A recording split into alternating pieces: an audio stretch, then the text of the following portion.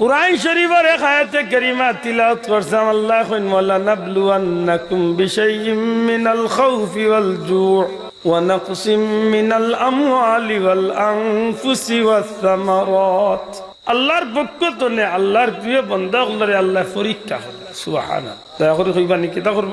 পরীক্ষা। হইতে পারে এই পরীক্ষা কোনো সময় ভয়ের পরীক্ষা, হইতে পারে কোনো সময় জানের পরীক্ষা, হইতে পারে কোনো সময় মালর পরীক্ষা, হইতে পারে কোনো সময় আল্লাহর পক্ষ থেকে আওলাদ নিয়া পরীক্ষা। আমার কথা বুঝেন? জানার উপরে দিয়ে পরীক্ষা হইতে পারে, মালর উপরে দিয়ে পরীক্ষা হইতে পারে, ইজ্জতের উপরে দিয়ে পরীক্ষা হইতে পারে, আওলাদের উপরে পরীক্ষা হইতে পারে। এই সময় আপনি কিতা করবা বলে এই সময় আল্লাহর রে খুশি করার লাগি সব জুড়ে হয় সুবহানাল্লাহ। এই সময় আল্লাহরে খুশি করার লাগি কিতা করতে হইব?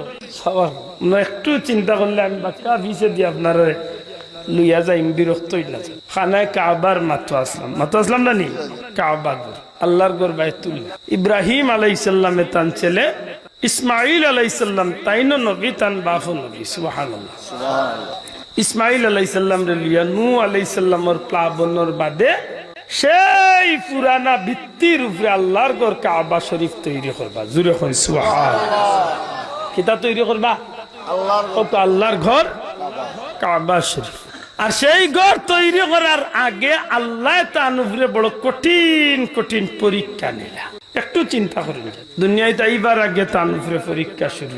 নমরুদ বাহিনী ঘোষণা দিছে, তার গণকটা করে কইসলা যে ও নমরুদ, তোমার এক দুশ্মন দুনিয়ায় তাইরা এই নেওয়ার বাদে তোমার শেষ করবা, তোমার জাতীয় ধ্বংস হইব, তোমার বাদশাহী সব তা যাই। তখন চাইছিল যে এই জমিনে নবী নাইবার বহুত চেষ্টা, কিন্তু পারছে না। কিতাব লেখো এক পর্যায়ে চাইছিল ঘোষণা দিয়ে যে বেটাইন বেটিন অর্থাৎ স্বামী স্ত্রীর আলাদা বিছনাত রাখা, স্বামী স্ত্রী যাতে বিছনাত না থাকতে পারেন সেই চিন্তায় স্বামী স্ত্রীর বিচ্ছেদ ঘটাইছে। কিন্তু আল্লাহর হুকুম পারত না। এক পর্যায়ে মানুষের দরজায় দরজায় সেনাবাহিনী বা পাহারাদার নিযুক্ত করছিল, যাহাতে কোনো ঘরের পুরুষ কোনো মহিলার লগে মিলিত না হইতে পারেন, অর্থাৎ সন্তান জন্ম দেওয়ার পদ্ধতি না যাইতে পারে। মাতুদ্রান সাহেব তারা দিয়া পারছে না। কেনে ইব্রাহিম আলাইহিস সালামের বাবর বাড়ি আছিল একেবারে নমরুদর সিংহাসনের খানদান। নমরুদর সিংহাসনের দায়িত্বে আসলা খুদ ইব্রাহিম আলাইহিস সালামের আব্বা। এমনিতেই তান বাড়ি তো আর দরজাত পাহারা দেওয়া লাগে না, যেহেতু তাই ও বাড়ির পাহারাদার। মাথায় না আল্লাহর ইচ্ছা হইল যে তুই যাইরে আমার খলিল রে পাঠাইতাম না, আর আমি আল্লাহ আমার খলিল রে আমি নির্বাচিত করতেছি। সুবহানাল্লাহ। ও যেদিন আল্লাহর হুকুম দাইন তান মার গর্ভত আইতা গভীর রাত্রিতে হযরত ইব্রাহিম আলাইহিস সালামের মায়ের ভিতরে আল্লাহ তান স্বামীর দি মোহাব্বত দিছে। গভীর রাত তান গর্ত নেতান বার হইছেন, কারণ খান্দাতুন নমরুদের সিংহাসন, অবশ্যই এই সিংহাসনের পাহারাদার আমার স্বামী। যদি সুযোগ পাই তাইলে স্বামীর লগে কিছু সময় কাটাই যাই। বার হইছেন, আইয়াও দেখছেন তান স্বামীর ভিতরে আল্লাহ স্ত্রীরে দিয়ে মোহাব্বত দিছেন। আর নমরুদের সিংহাসনও আল্লাহর হুকুমে তান্তানোর মধুর মিলন হয়েছে। আর আল্লাহ ওই দিন তান মায়ের গর্ভত নবী ইব্রাহিম আলাইহিস সালাম রে আল্লাহ দান করে দিয়েছে। একটা কথা আছে না, নি রাখে আল্লাহ মারে। আল্লাহ যদি বাজাইতো দেখে পারেন মারতো, হে সারা দেশ পারাদের, কিন্তু আল্লাহ তার দুশ্মন রে তার সিংহাসন আল্লাহ দুনিয়ায় দিরা। সুবহানাল্লাহ। তাইলে বুঝা গেল জন্মর আত্মনে পরীক্ষা মাত্রা নয় সব, জন্মর আত্মনে পরীক্ষা নাই, পরীক্ষা আইলা দুনিয়ায়। বহুত লম্বা কাহিনী ঘটলো, এক সময় বড় শুরু হইলা, লম্বা কাহিনী ঘটে। এক সময় তার যৌবন পদার্পণ করে, তখন তারা মূর্তি পূজা করে, তারা কাজ মেলা করে, কিতা কিতি করে, কিচ্ছু তার মন আগ্রহ না। এক পর্যায়ে একদিন তারা করলো কিতা, তারা গেছে কি বড় তার বাৎসরিক মেলা, অকাজ মেলা। সেই মেলার তারা ছোট বড় সাবে বইদা সব ঠিক আছে। মূর্তিগর একটা আছিল, তারা পূজা করবার বড় বড় মূর্তি, হুবল টুবল লাত মানা তজ্জা বড় বড় যেগুলো মূর্তি, ওটা এক গরের মাঝে 360টা গিয়ে হামাইছে। হামাই লইছেন কুড়া লেখানা, কুড়া লাতো লইয়ার ছোট বড় মাইজা যা আছে সব টিরে বাড়ি আইছেন ইচ্ছা মতো। সব বড় যেগুলো নাম হুবল, হুবলর গলা টানিয়া কুড়া লহান লোকটাই আর তাইন তান বাড়িতে গিয়া নিশ্চিন্তা গুম। সুবহানাল্লাহ। তারা মেলা শেষ করিয়া বিকালে আইয়া যেমনে আমাইছে মূর্তি গরু হামাইয়াও দিছে জিন্নাতর কি তো হইল রে, আমরা ভগবান রেখে গিয়ে বাঘ ঠিক দিছে, ভগবান মারিয়া শেষ। সারা খবর হয়ে গেছে। খবর হওয়ার বাদে মুহূর্তের মাঝে তারা বুঝি লাইতে পারছে যে ই খাম একমাত্র ইব্রাহিম আলাইহিস সালাম। তান্ডে গিয়া জিগাইল, তাই কইলে কি তো হইছে? কি তো হইছে? সারা মূর্তি মারিয়া দেখি খাম বাটি কইলে আমার লিয়া চলো। তাই নি তো কারবার করছে।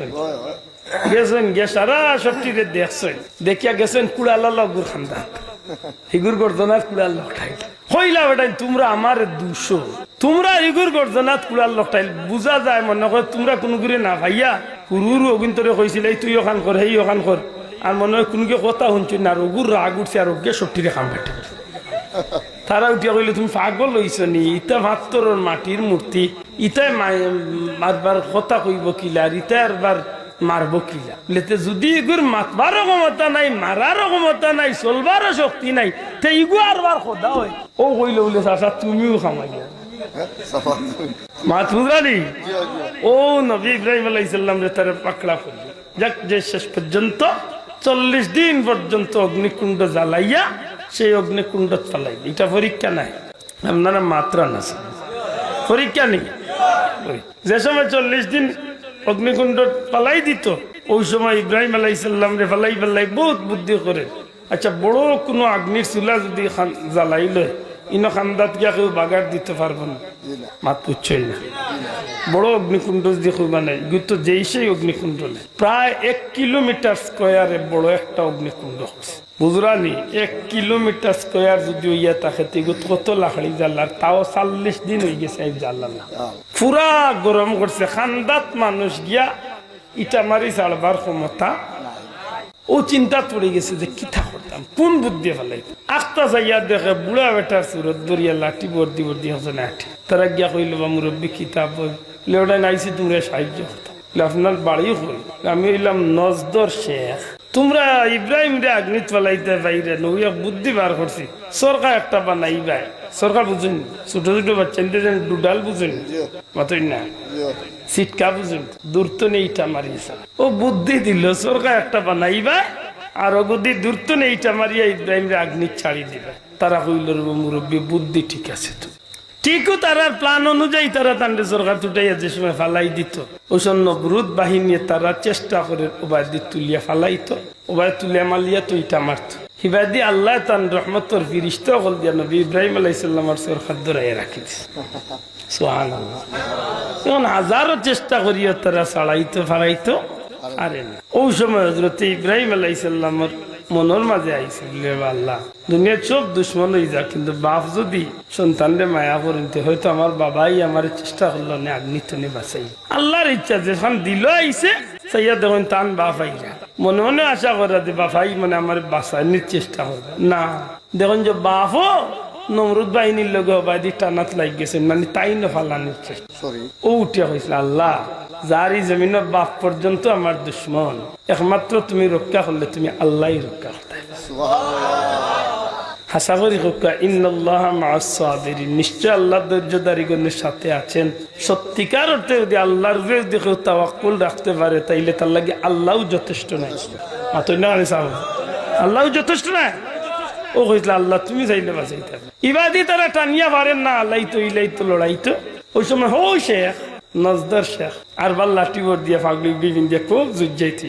আমরা তো আটটি গেলাম বললে ধরে বেটাই নাকটি পায় না, তোমরা অবাই টান্ডা আর ইবাদি আল্লাহর ফিরিস্তা হলে অবাই টান্ডে না ফালাইবার লাগি দরিয়া রাখি। এতে বুদ্ধি দেখা কিতা করলে আমরা সহজে ফালাইতাম না।